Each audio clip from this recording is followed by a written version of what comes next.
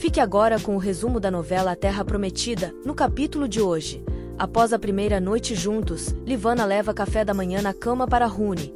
O rapaz diz que não merece tanto carinho, e ela responde dizendo que ele merece isso e muito mais.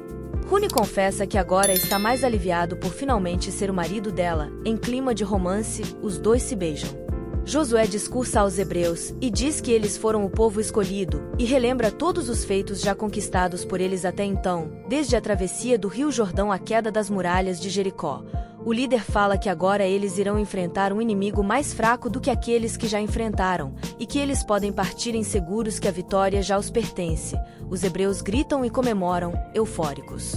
Enquanto isso, Otniel garante a Darda que já está recuperado e que já pode ir junto com os hebreus. Porém, Darda fala que ele só pode ir quando ela disser que ele pode, e volta a dizer que o rapaz ainda não está em condições de ir para uma guerra. Samara e Leia acompanham Abel. A vilã explica novamente o que o pretendente terá que fazer, e o rapaz garante que fará tudo como ela quer, e em seguida, pede que a cobrinha lhe dê um beijo de despedida. Shaya pede para que Zaqueu tenha cuidado. O arqueiro, assim como os outros, diz que ela não tem com que se preocupar, pois Josué afirmou que os oponentes que eles irão enfrentar dessa vez são fracos, e que aquilo não significará nada para eles. Shaya continua angustiada, mas tenta passar confiança para o marido, vindo a lhe dar um beijo, enquanto são observados por Tobias de longe. Áquisa deseja sucesso ao seu irmão Iru, que responde rindo, que os cananeus não são páreo para ele.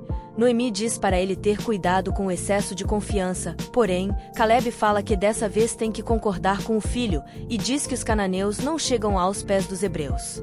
Raabe se despede de Salmão. O hebreu diz que agora tem dois objetivos. O primeiro é derrotar os inimigos, e o segundo é voltar para ela e sua irmã. Emocionados, eles se beijam, enquanto são observados de longe por Jéssica, que está se comendo de ciúmes. Maia conversa com Otniel e tenta acalmá-lo. Ela diz que na vida nem sempre conseguimos aquilo que queremos. O rapaz finge aceitar, e diz que irá tentar dormir um pouco, e pede que ela prepare um chá calmante.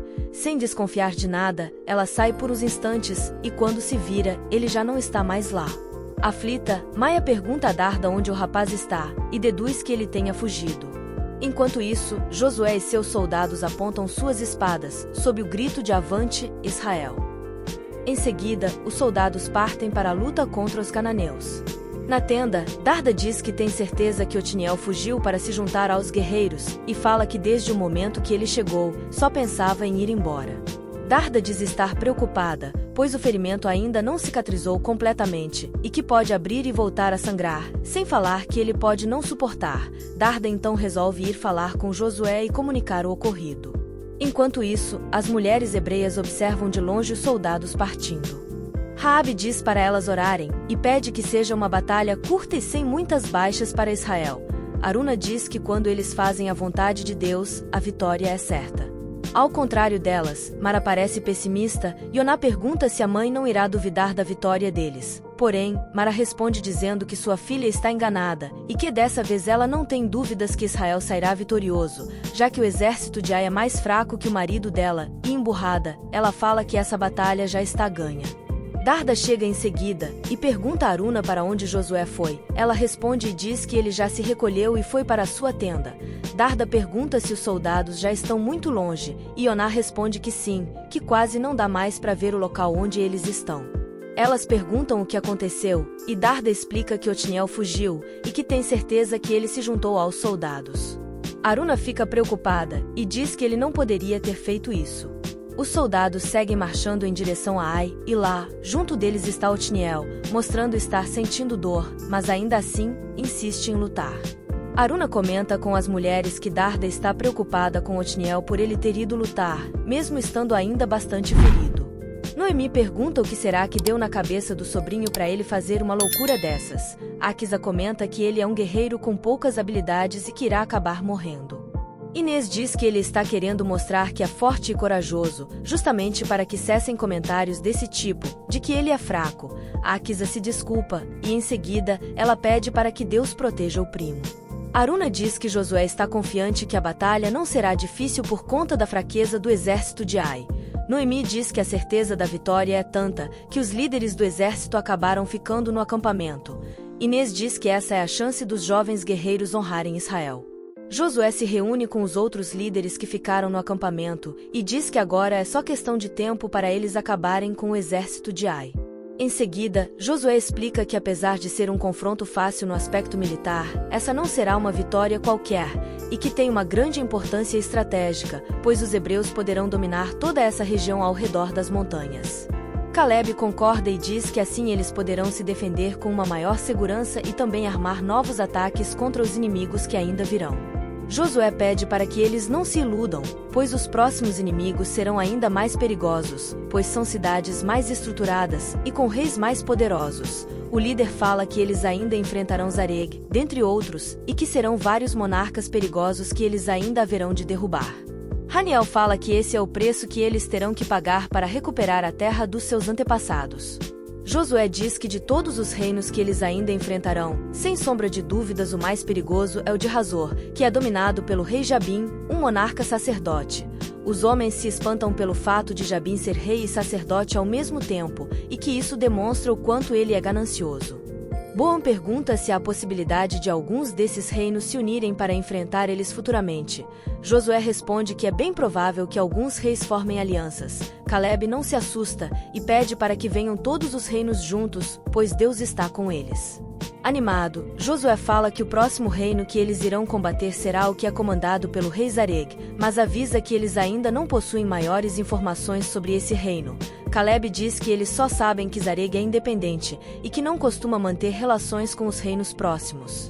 Em seguida, Josué explica que assim que os soldados voltarem da guerra contra Ai, eles já passarão a planejar o próximo confronto com o reino de Gibeão. Nessa hora, Eleazar chega e diz que ficou sabendo que os guerreiros já foram para a batalha. Empolgado, Josué confirma e diz que eles já partiram e que não encontrarão dificuldades nenhuma para vencer os cananeus. Eleazar pede para que ele e Josué tenham uma conversa reservada. A sós, Eleazar diz que algo está o incomodando. O sumo sacerdote então pergunta se ele consultou a Deus antes de enviar os soldados para Ai.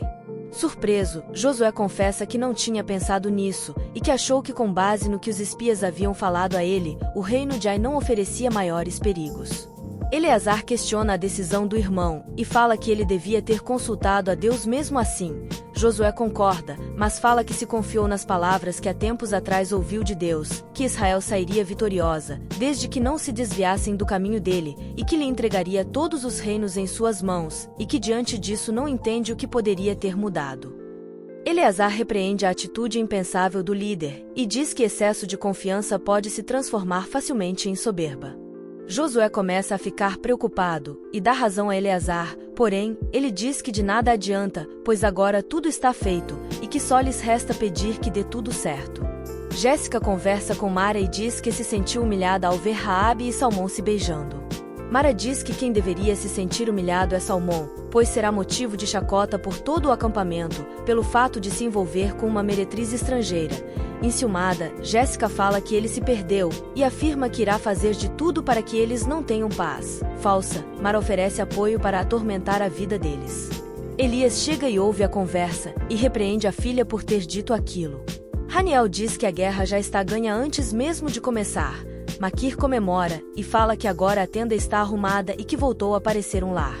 Elias dá uma bronca em Jéssica, e diz que o noivado dela com Salmão acabou, e que já é hora dela seguir em frente, pois eles não haviam se casado ainda. Furiosa, Jéssica diz que Raabe roubou a felicidade dela. Elias tenta abrir os olhos da filha, e diz que ela está se transformando em uma pessoa amarga e infeliz. Jéssica confronta o pai, e diz que ele não tem direito de julgá-la, pois vivia brigando com a mãe dela, e que ficou aliviado quando ela morreu. Em seguida, Jéssica amaldiçoa Salmão e Raabe. Os soldados de Ai se assustam com a aproximação dos soldados de Israel, e correm para avisar ao rei Durgal que os hebreus estão chegando.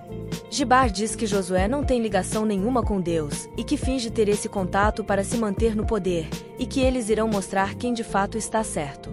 Durgal se desespera ao saber da chegada dos soldados hebreus. Todos tentam acalmá-lo, mas ele diz que é o rei que eles querem exterminar. Yusuf diz que não esperava que eles chegassem tão rápido, e que não teve tempo de preparar os soldados de Ai. O rei fica furioso, e diz que eles serão massacrados.